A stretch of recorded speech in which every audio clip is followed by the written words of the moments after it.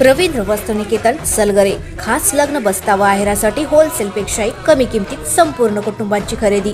कांजीवरम, बनारसी, झुल्ला Bangalore silk, Madurai silk, Calcutta cotton full व्हरायटीत उपलब्ध। सूट व इंडो शेरवानी, हळदीसाठी कुर्ता, सफारी, ब्रँडेड शर्ट, पॅन्टचे खास कलेक्शन। असंख्य व्हरायटीसह 51% भरघोस डिस्काउंट। जादा झालेला माल परत घेऊन पैसे परत। त्वरा करा, आजच भेट द्या रवींद्र वस्त्रनिकेतन सलगरे।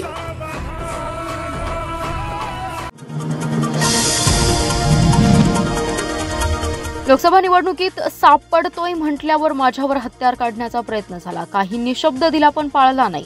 पक्षातीलच काहींनी विरोधात काम केले। कोण कोणाला कोठे भेटले, कोणाशी चर्चा झाली हे सर्व माहिती आहे। मात्र निवडणुकीत कपटी मित्रापेक्षा दिलदार शत्रू बरा, वेळेला धावून आल्याचे उद्गार खासदार संजय काका पाटील यांनी काढलेत। या निवडणुकीत बेरंग करणाऱ्या सर्वांचा व्याजासह हिशोब चुकता करणार आहे असा इशाराही त्यांनी दिलाय। खासदार पाटील म्हणाले, निवडणुकीत काहींनी शब्द दिला पण पाळला नाही। पक्षातीलच काहींनी विरोधात काम केलं। ज्यांनी रंग दाखवले त्यांच्याशी जशास तसे वागण्याची भूमिका घ्यावी लागेल। व्याजासह हिशोब चुकता केला जाईल। संजय पाटील यांच्यावर वार करणाऱ्यांचा हिशोब चुकता होईल। इस्लामपूरहून तुम्हाला मदत झाल्याची चर्चा आहे। या प्रश्नावर संजय पाटील म्हणाले, कपटी मित्रापेक्षा दिलदार शत्रू बरा, वेळेला आला। दरम्यान संजय पाटील यांच्या उत्तराने दबक्या आवाजातील चर्चेला बळकटी मिळत असल्याचं स्पष्ट झालंय। सांगलीत कोण निवडून येणार आहे, मी कोणत्या पाटलांच्या मागे उभा आहे हे 4 जून रोजी कळेल असे वक्तव्य माजी मंत्री आणि आमदार असलेल्या एका राजकीय नेत्याने एका भाषणात केलंय।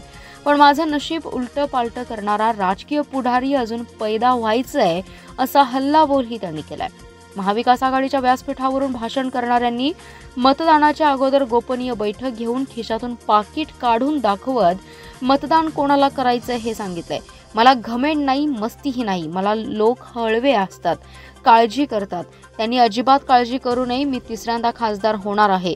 काही जणांनी सहानुभूतीच्या लाटेवर स्वार होण्याचा प्रयत्न केला पण त्याचा विशेष परिणाम होणार नाही। थोडं मताधिक्य कमी होईल। 1 लाखापेक्षा जास्त मताने माझा विजय निश्चित असल्याचं त्यांनी यावेळी ठाम सांगितलंय। लोकसभा निवडणुकीमध्ये माजी जिल्हाध्यक्ष पृथ्वीराज देशमुख यांच्या ऑडिओ क्लिपची पडताळणी करून प्रदेशकडे पाठवण्यात येणार आहे।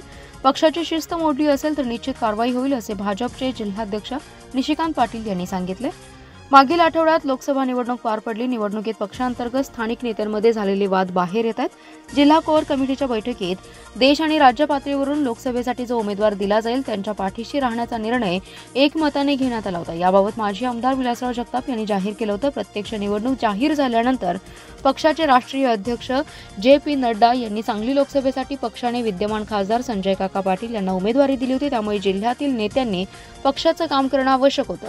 माजी जिल्हाध्यक्ष पृथ्वीराज देशमुख हे लोकसभा निवडणुकीत विरोधी उमेदवाराचे काम करण्याचा आदेश देत असल्याची ऑडिओ क्लिप सोशल मीडियावर व्हायरल झाली। त्यामुळे पक्षातील नेत्यांनी उमेदवाराच्या विरोधात काम केल्याचं निदर्शनास आलंय।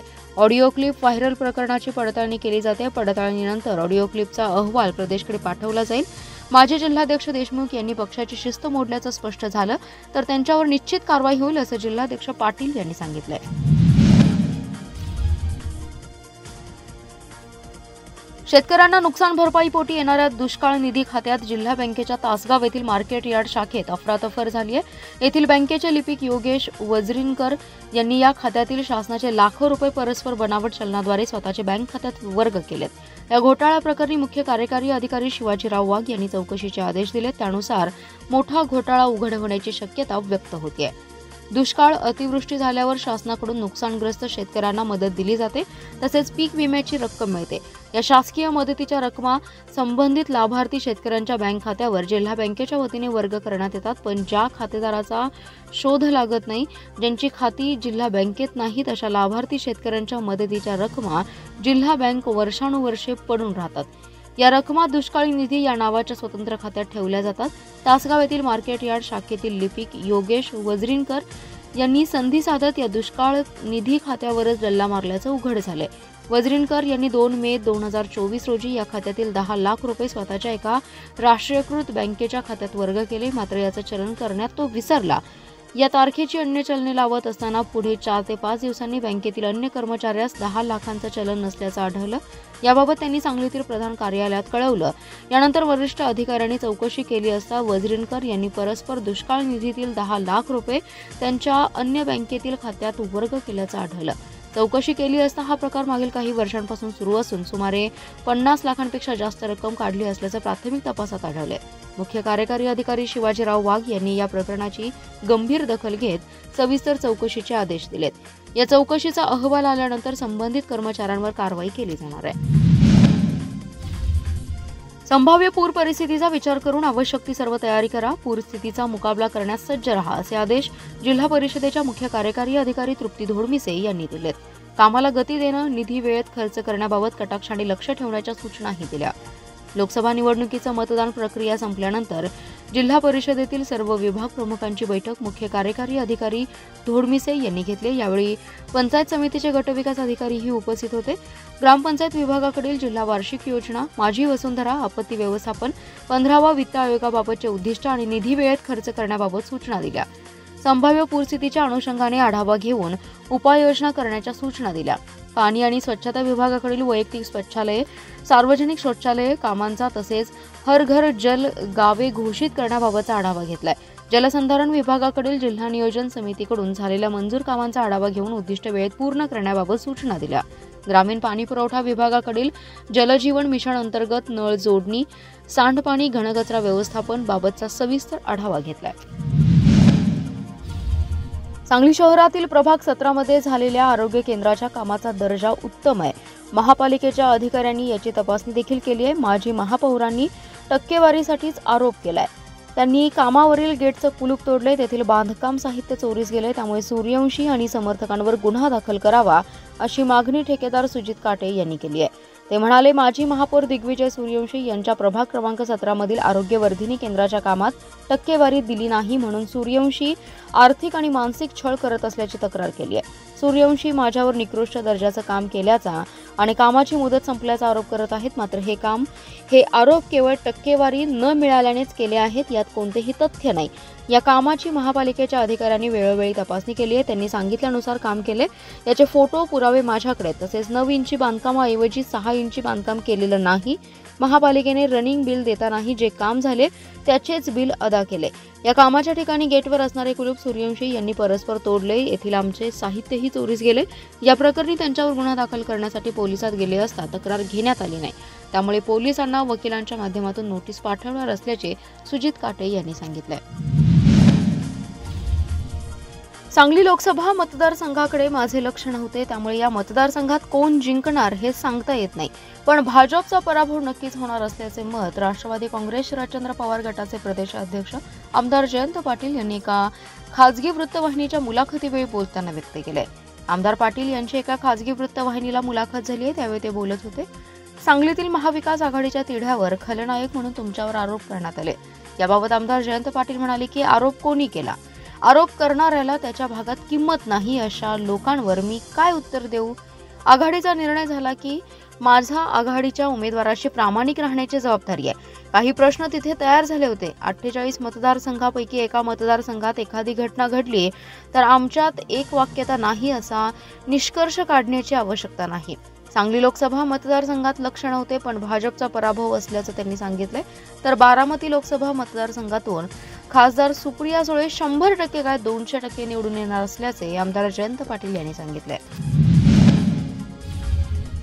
कुपवाड शहरातील संत रोहिदास चौक ते महावीर व्यायाम मंडळ या मुख्य रस्त्याचं ट्रिमिक्स काँक्रिटीकरण काम युद्ध पातळीवर रात्री सुरू आहे। या मुख्य रस्त्याच्या कामाबाबत नागरिकांमध्ये संभ्रम निर्माण झाला असून कामाचा दर्जा तसेच रस्त्याच्या मध्यभागापासून दोन्ही बाजूला 9 मीटर प्रमाणे रस्ता होणं अपेक्षित आहे।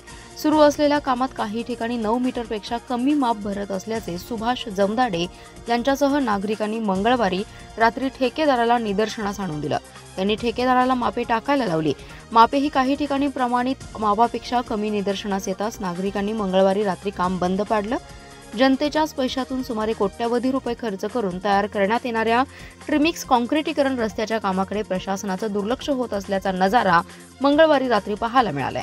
रस्त्याचं माप हे काही ठिकाणी कमी जास्त झाले असल्याने नागरिकांनी आक्रमक भूमिका घेत ठेकेदाराला काम मापे टाकून करण्याच्या सूचना केल्या। वास्तविक महापालिकेकडून सक्षम अधिकारी अथवा कर्मचारी या ठिकाणी काम सुरू असताना कायम उपस्थित राहणं गरजेचं आहे, परंतु असं होताना दिसत नाही। काही दिवसांपूर्वीच महापालिका नवनियुक्त आयुक्त शुभम गुप्ता हे कुपवाड दौऱ्यावर आले होते। यावेळी त्यांनी ठेकेदाराला दर्जेदार काम करण्याच्या सूचना दिल्या होत्या, परंतु या कामाबाबत महापालिका प्रशासन नियुक्त अभियंत्यांनी आणि ठेकेदारांनी गांभीर्याने घेतलं नसल्याचं नागरिकांमधून बोललं जातंय। काही दिवसांपूर्वी पोलीस ठाण्यात विजय नवले यांनी दाखल केलेल्या गुन्ह्यातील साक्षीदार असल्याची साक्ष मागे घेण्यासाठी दोघांनी वाळवा येथील हुतात्मा चौकातील अभिजित पाटील यांचे महालक्ष्मी ट्रेडर्स नावाचे हार्डवेअरचे दुकान पेटवले। यात हार्डवेअर साहित्य जळून खाक झाले, तसेच त्यांच्या घरासमोर लावलेल्या पांढऱ्या रंगाची टाटा अल्ट्रोज कारची काच फोडली आहे। या घटनेत 35,10,000 रुपयांचं नुकसान झालंय। आष्टा पोलीस ठाण्यात या घटनेची नोंद झाली आहे। या प्रकरणी अभिजित सुरेश पाटील यांनी अजिंक्य पाटील उर्फ एडी आणि सूरज जनार्दन पाटील या संशयितांविरुद्ध फिर्याद दाखल केली आहे।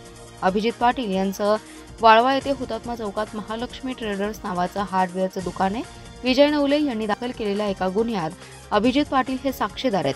त्यांनी सदरची साक्ष मागे घ्यावी या कारणावरून मंगळवारी दुपारी संशयित अजिंक्य पाटील उर्फ एडी आणि सूरज जनार्दन पाटील यांनी महालक्ष्मी ट्रेडर्स दुकानाच्या पूर्वेकडील 2.5 फुटाचे शटर उचकटून दुकानास आग लावली। तसेच अभिजित पाटील यांनी आपल्या घरासमोर लावलेल्या त्यांच्या मालकीची कारची मागील बाजूची काच फोडून दुकान आणि कारचे मिळून 35,10,000 रुपयांचं नुकसान केलंय।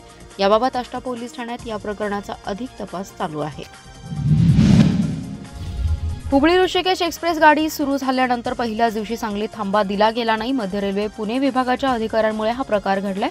त्यामुळे मध्य रेल्वेचे 18 लाखांचं नुकसान झाले असल्याचा आरोप नागरिक जागृती मंचाचे सतीश साखळकर यांनी केलाय। ते म्हणाले, स्वातंत्र्याला 75 वर्ष झाल्यानंतर सांगली रेल्वे स्टेशनवरून ऋषिकेश हरिद्वार या तीर्थस्थळांना जाणारी थेट रेल्वे गाडी सुरू झाली आणि त्या गाडीला 10 मिनिटांचा थांबा देखील देण्यात आलाय। पण मध्य रेल्वेच्या पुणे विभागातील मनमानी कारभार करणाऱ्या अधिकाऱ्यांच्या अट्टहासामुळे गाडी जाहीर झालेल्या दिवशी सांगली रेल्वे स्टेशनवर थांबा दिला गेला नाही। त्यानंतर प्रवासी संघटनांनी आणि सांगली जिल्हा नागरिक जागृती मंचाने मागणी केल्यानंतर काही दिवसांनंतर सांगली रेल्वे स्टेशनवर या गाडीला थांबा देण्यात आला। पण तोपर्यंत हुबळी, धारवाड, बेळगाव, गटप्रभा आणि पुणे येथून प्रवाशांनी या गाडीची सर्व तिकिटे काढल्यामुळे सांगली रेल्वे स्टेशनवरून ऋषिकेश हरिद्वारला जाण्यासाठी तिकिटेच उरली नाहीत। सांगली जिल्ह्यातून ऋषिकेश हरिद्वार सारख्या पवित्र तीर्थस्थळांना जाणाऱ्या भाविकांना मात्र सांगली स्टेशनवरून जनरल अनारक्षित तिकीट घेऊन रात्रभर न झोपता प्रवास करण्याची पाळी आली। सुमारे 1000 प्रवाशांना मध्य रेल्वेच्या अधिकाऱ्यांनी आरक्षित तिकिटांपासून वंचित ठेवण्याचा डाव खेळला। यामुळे सांगली स्टेशनला मिळणारे 19 लाख रुपये उत्पन्न देखील या मध्य रेल्वेच्या अधिकाऱ्यांमुळे बुडाले असल्याचा आरोप सतीश साखळकर यांनी केला।